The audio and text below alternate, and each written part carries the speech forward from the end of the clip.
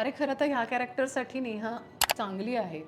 हो, पण तिने खूप छोटे छोटे रोल्स केलेत ना. आता पोस्टर बॉयच्या रोलला छोटा रोल छोटा असं role करून म्हटल्यावर, म्हणणं, हां. मग मलाच खरं तर काम नसेल करायचं त्या माणसाबरोबर. इंडस्ट्रीमध्ये फेवरेटिझम आहे का? हो आहे. मी कुठल्याच ग्रुपमध्ये नाही आहे. अशा कुठल्या याच्यात असते तर मी आज जे केलंय त्याच्यापेक्षा खूप जास्त काम केलं. 4 वर्षांनी आम्ही दृश्यम 3चं शूट जेव्हा केलं, मी तिला सांगितलं की मला भीती वाटत होती हां. तर ती म्हणे का आपण ओळखतो एकमेकींना, आपण काम केलंय बरोबर, मी का विसरेन तुला. मराठी इंडस्ट्रीमध्ये मेहनतीपेक्षा कनेक्शनवर जास्त कामं मिळतात. आहे काही प्रमाण आहे त्याचं. तू सोशल मीडियावर दिसत नाही, मग आम्हाला वाटलं आता तू हिंदीच करते का फक्त, असं कसं असेल. मराठीमध्ये आदर नाही कलाकारांना स्पेशली. आपण गृहीत धरतो, कशाला दाखवायचा.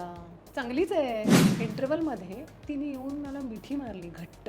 आप तो पहचान में भी नहीं आ रही है. मैंने किसी से पूछा की वो माँ नहीं आई है क्या. मला ह्या गोष्टी आपल्याकडे खूप वाट बघायला लागते. आपण जर खूप सिमिलर दिसतो, पण तू उभं राहून जे देतेस एखाद्या पात्राला, त्याच्यापेक्षा मी वेगळं, मी चांगलं वाईट नाही म्हणत आहे, मी वेगळंच काहीतरी देणार असते. तुला कधी संधी मिळाली तिच्यासोबत काम करायची? हो हो, अर्थात करेन. OTTमुळे मराठी कलाकारांना फायदा झालाय की सिनेमांचं नुकसान झालंय? त्याच गोष्टीमध्ये 2 शिव्या आणि थोडे बोल्ड कपडे आणि थोडे बोल्ड सीन, कामाची संधी उपलब्ध झाली आहे, पण कला म्हणून फार काही भर पडली आहे असं मला स्वतःला खूप वाटत नाही. असं कधी घडलंय की नेहा पूर्ण खचलेली आहे?